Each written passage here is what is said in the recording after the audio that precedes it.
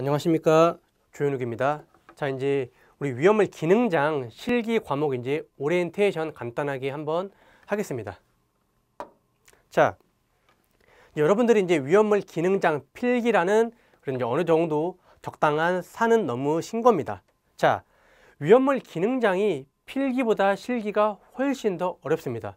그래서 뭐 이런 말들을 많이 합니다. 뭐 필기야 그냥 적당히 봐도 붙지. 정말 이제 위험물 기능장 이제 제대로 된 공부를 하려면 실기를 해야 된다. 그런 말들이 많습니다. 왜냐하면 다 아시겠지만 실기는 주관식이잖아요.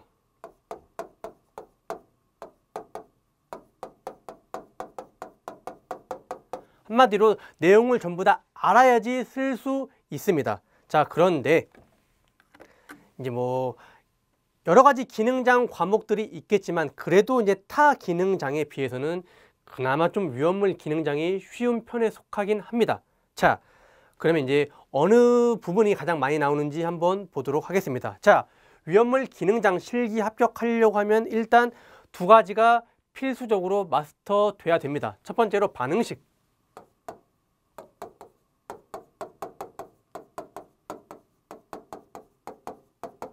자, 반응식이 정말 많이 나옵니다.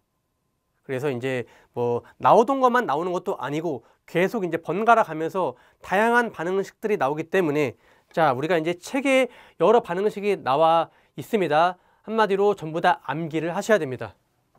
가능한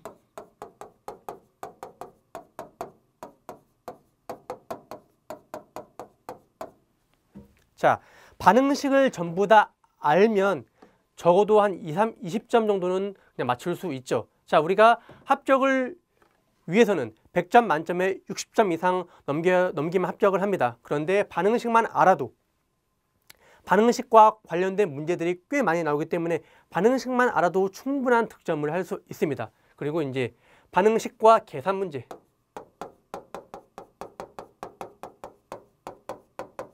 자, 보겠습니다. 계산 문제를 따로 그냥 계산 문제만 나올 수도 있지만 대부분 화학 반응식을 알아야지 풀 수 있는 계산 문제가 많이 나옵니다. 대표적으로 이상기체 상태 방정식이 있죠.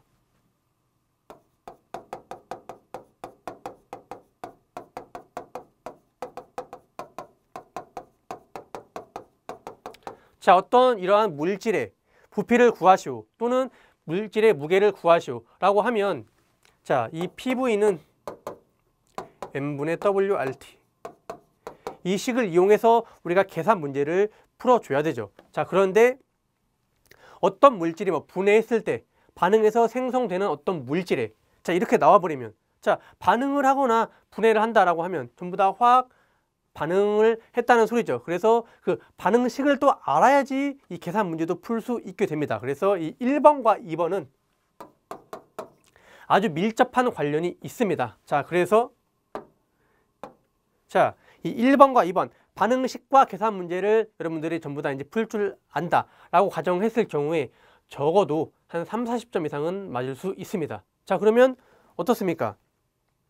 이 위험물 기능장이라는 아주 큰 산이 있는데 그 중에서 일부분 내용이죠. 그 일부분이 좀 많긴 하지만 그래도 그 반응식과 그 반응식을 이용한 계산 문제를 맞추면 어느 정도 아주 큰 비율을 합격을 위한 절반은 여러분들 넘으셨다라고 보셔도 됩니다. 그렇게 중요해요. 반응식이랑 계산 문제. 물론 화학을 전공하신 분들은 반응식이 조금 수월할 수 있습니다. 그러나 그렇지 않으신 분들은 솔직히 이제 화학 반응식이 쉽지는 않아요. 좀 어렵습니다만 자, 반응식도 여러 가지가 있죠. 그래서 그 중에 쉬운 거, 가장 쉬운 건 연소 반응식.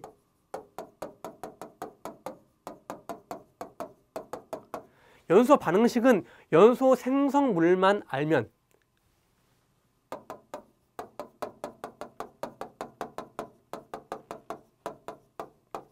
90% 이상 끝났다라고 보셔도 됩니다. 자, 탄소 같은 경우에는 연소 생성물이 CO2입니다.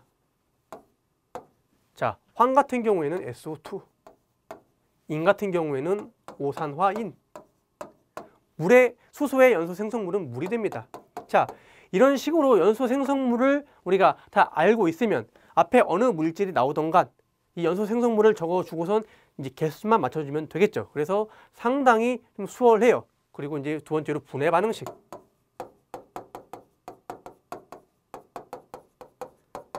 자, 분해 반응식은 그나마 수월한 게 뭐냐면 어떤 물질과 어떤 물질이 반응해서 어떤 게 나올지 모르죠. 뭐랑 결합할지. 그런데 분해 반응식은 원래 있는 물질 하나에서만 분해하기 때문에 좀 더 수월합니다. 그래서 여러분들이 연소 반응식과 분해 반응식 같은 경우에는 이제 제가 이제 수업 시간에 이제 푸는 방법을 설명을 이제 잘 해드릴 겁니다. 그래서 특히나 틀려서는 안 되는 반응식입니다. 연소와 분해 반응식. 자, 그러면 이제 여러분들은 반응식과 계산 문제, 그리고 연계된 계산 문제가 있고 또 연계되지 않은 계산 문제가 있는데, 자, 이제 그런 것들은 그렇게 어렵지는 않아요. 간단한 이제 식을 이용하면 쉽게 풀 수 있는 이런 계산 문제들이 나오기 때문에 여러분들 부담 안 가지셔도 됩니다. 자, 그리고 이 계산 문제에서 주의할 점, 이제 유효 숫자.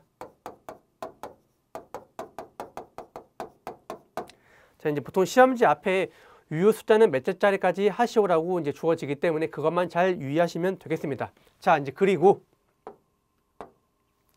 자, 가장 이제 여러분들이 이제 1번부터 이제 10몇 번까지 문제가 나오겠죠. 그런데 여러분들의 이제 하나의 희망, 부분 점수가 있잖아요.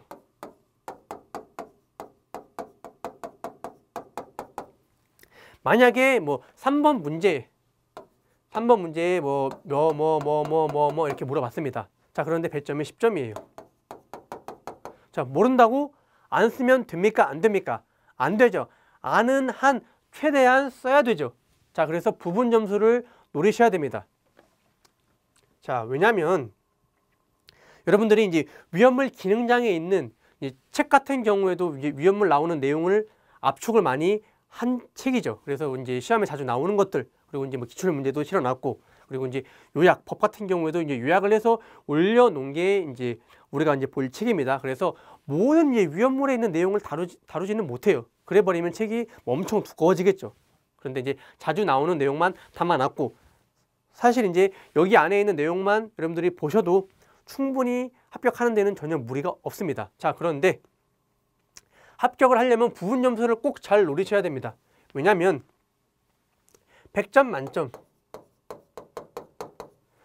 당연히 이제 100점 맞을 정도로 공부를 하셔야겠지만 너무 어렵거나 너무 복잡한 것들, 그리고 개인차 따라 다르겠지만 이제 나는 이제 이 부분은 죽어도 모르겠다라고 하면 어떻게 합니까? 일단 합격을 하고 봐야지. 그럴 경우에는 넘어가셔도 됩니다. 대신 다른 부분을 좀 암기를 하면 되겠죠. 자, 부분 점수를 노려서 어떻게 한다? 최대한 점수를 1점, 2점이라도 차곡차곡 쌓아가야 됩니다. 자, 왜냐하면 우리가 지금 이제 위험물 기능장 이제 시험 최종 합격을 하기 위한 목적이 뭡니까? 자격증 취득이죠. 취득.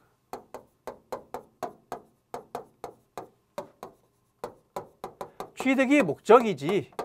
위험물 내용, 뭐 한마디로 위험물 내용 공부가 목적은 아닙니다. 내용 공부를 이제 심화 학습을 하고 싶으신 분들은 합격한 다음에 하시기 바랍니다. 일단 취득을 해야 되잖아요. 그러면 최대한 많이 맞춰야 되죠. 그래서 어떻게 한다? 절대 이제 모른다고 비워놓지 말고 그냥 아는 대로 비슷한 거라도 일단 쓰고 보세요. 어쨌든 거기서 1점, 2점, 2점, 뭐 3점 차곡차곡 쌓아가다 보면 60점에 가까이 갈 수 있습니다. 그러기 위해서는 자, 반응식 계산 문제를 이제 제외한 나머지 기본 이론 내용과 그리고 이제 관련 법령에서 여러 가지 이제 수치가 나오잖아요. 그래서 최대한 많이 보셔야 됩니다. 자, 이제 그래서 이제 우리 합격을 위한 필승 목적 한번 마지막으로 정리하겠습니다. 반응식과 계산 문제.